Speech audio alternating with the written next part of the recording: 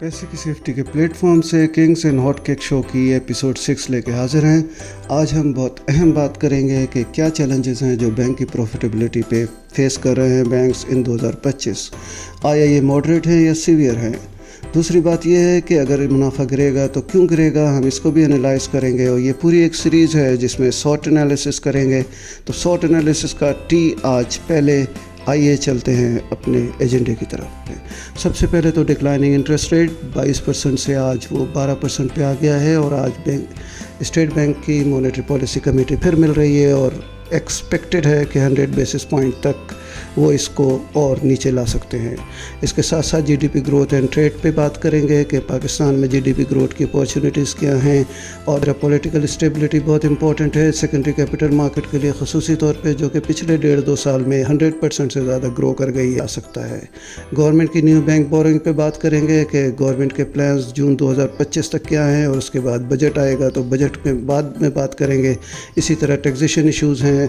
Government of Pakistan ने FBR ने corporate tax भी इम्प्लीमेंट किया हुआ है और सुपर टैक्स भी बात करेंगे। पॉलिसी रेट गिरने की वजह से बैंक की प्रॉफिटेबिलिटी कितनी कम हो सकती है, इस पे हमने एक सैम्पल बनाया है। जब पॉलिसी रेट 7% पे था 26 जून को, तो फिर MCB की अगर प्रॉफिटेबिलिटी देखिए, नेट इंटरेस्ट इनकम देखिए तो 36.0 बिलियन थी, जबकि यूनाइटेड बैंक की 39.1 बिलियन थी और मीज़ान बैंक की प्रॉफिट 32.35 बिलियन था।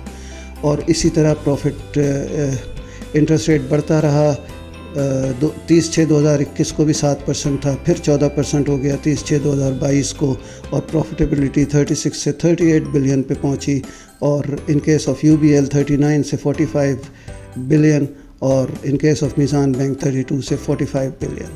इस तरह ये बढ़ते बढ़ते 30/6/2024 को, जबकि पॉलिसी रेट 20.5 था, तो इनकी net interest income in case of MCB 36.01 billion, जो कि 7% पॉलिसी रेट पे वो बना रहे थे।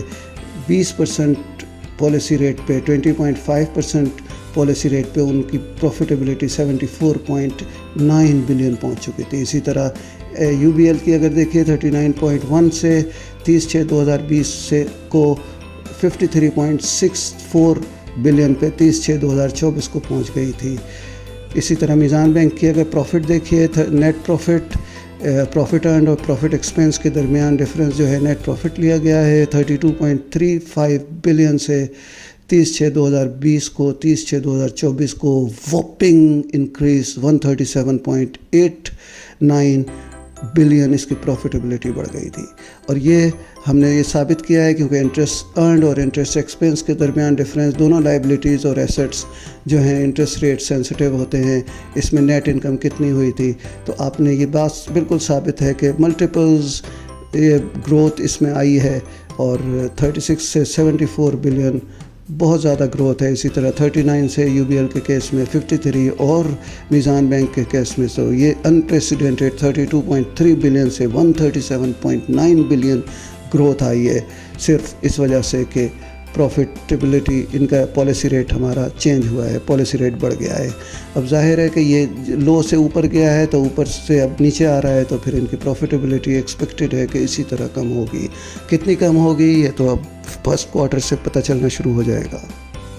जीडीपी ग्रोथ इन 2025 पे बात कर लेते हैं। इंटरनेशनल मॉनेटरी फंड ने फोरकास्ट की थी 2025 के लिए 3.2, जो कि अब रिवाइज़ करके उसने 3% कर दी है और अब एक्सपेक्टेड है कि 2025 में सिर्फ 3% होगी। आप अंदाज़ा लगा सकते हैं कि हमारी manufacturing capacity of producing goods and services भी लिमिटेड है, तो ये 3% से ज़्यादा ग्रोथ हमारी एक्सपेक्टेड नहीं है। तो 3% से ज़्यादा ग्रोथ एक्सपेक्टेड नहीं है। इसकी वजह से यकीनन प्राइवेट सेक्टर की क्रेडिट डिमांड भी नहीं होगी और जब क्रेडिट डिमांड नहीं होगी तो फिर बैंकों की इंटरेस्ट इनकम भी कम होगी। ये एक थ्रेट हमारे पास खड़ी हुई है बैंकिंग के लिए। एक्सटर्नल एनवायरनमेंट में पॉलिटिकल स्टेबिलिटी पे अगर हम बात करें तो उसकी डेफिनेशन में एक एक्सट्रीम है कि गवर्नमेंट डिसइंटीग्रेटिंग और कोलैप्सिंग ड्यू टू डिस्प्यूट्स और इंटेंस राइवलरी एंड अनार्की से ये सफ़र शुरू होता है और पॉलिटिकल स्टेबिलिटी तक जाते जाते हम पॉलिटिकल स्टेबिलिटी अचीव करते हैं जब state of tranquillity, organisation, and sustained continuity ہم اچیو کر لیتے ہیں. تو اس وقت پاکستان جہاں کھڑا ہے پولیٹیکل انسٹیبلٹی اور پولیٹیکل اسٹیبلٹی کے درمیان اپنے سفر میں، وہیں اس وقت پاکستان کھڑا ہے. اور یہ ہر ایک کو اوبویس ہے، اس پہ بہت زیادہ بات نہیں کی جا سکتی، لیکن بہت زیادہ یہ کلیئر ہے. اور اسٹاک مارکیٹ بھی یا پوری Pakistan economy, G D P growth, credit demand اور سب اس سے کنیکٹڈ ہے. تو یہ ایک بہت بڑی تھریٹ ہے جو کہ باقی سارے فیکٹرز کو بھی اور فیکٹرز کو بھی امپیکٹ کرتی ہے. اگر ہم سرسری طور پہ بات کریں تو پاکستان میں اس وقت ٹیکسیشن ایشوز بینکنگ سیکٹر کے لیے بہت ہائی ٹیکس ہے، لیکن سپر ٹیکس بھی ہے، کارپوریٹ ٹیکس بھی ہے. لیکن چونکہ پروفیٹیبلٹی بینک کی 2025 میں ایکسپیکٹڈ ہے کہ یہ ڈکلائن ہوگی اوور آل بیسس پہ، تو سپر ٹیکس کا تو شاید چانس نہیں ہے. ہاں، کارپوریٹ ٹیکس کی ظاہر لگے گا اور وہ ہائی لیول پہ لگے گا. لیکن مسئلہ یہ ہے کہ گورنمنٹ کی ٹیکسیشن جو پلانز ہیں، جو بجٹ ہیں 2025 کے لیے، اگر وہ پورے نہیں ہوتے تو گورنمنٹ کو ایگزسٹنگ ریسورسز پہ ٹیکس ریٹ نہ بڑھانا پڑ جائے. اگر اس نے ٹیکس بڑھا دیا تو پھر یہ بھی ایکسپیکٹڈ ہے کہ باقی سیکٹرز کی طرح وہ بینک پہ بھی پروفٹ ٹیکس بڑھائے گا اپنا فسکل ڈیفیسٹ کنٹین کرنے کے لیے. پاکستان کا اینول بوروئنگ پلان 2025 جو کہ جون 2025 تک کے لیے ہے، اس پہ ہم نظر ڈالیں تو گورنمنٹ آف پاکستان نے ٹریجری بلز کے لیے نیو نیٹ فلوز کچھ بھی نہیں رکھے، ڈومیسٹک نیٹ فلوز کچھ بھی نہیں رکھے، جبکہ پی آئی بی کے لیے 5.4 ٹریلین اور سکوک کے لیے 2.3 ٹریلین رکھے ہیں. اور ٹریجری بلز کا گورنمنٹ آف پاکستان کا پلان ہے کہ رول اوور کرے گی جو پرانے ان کے پچھلے ٹریجری بلز ہیں. اس طرح ہمیں صاف نظر آ رہا ہے کہ government of Pakistan new treasury bills issue نہیں کرے گی، جس کی وجہ سے بینکس کی انکم جو کہ انویسٹمنٹ میں گورنمنٹ سیکیورٹیز میں ہوتی ہے اس پہ کافی امپیکٹ آئے گا. نہ صرف کہ ریٹ کم ہوں گے بلکہ ان کے گورنمنٹ کے پاس، بینکوں کے پاس اپارچونیٹی بھی کم ہوگی.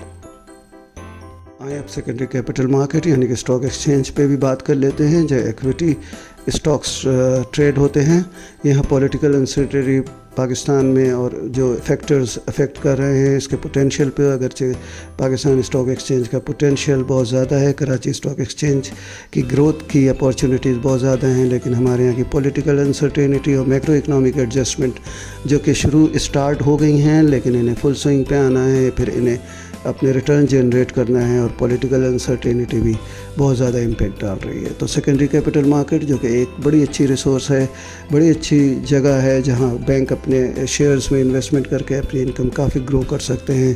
یہاں بھی پچھلے سال کے مقابلے میں اس طرح اپارچونیٹیز نہیں ہیں جس طرح 2024 میں بینکوں کے پاس تھیں اپارچونیٹیز.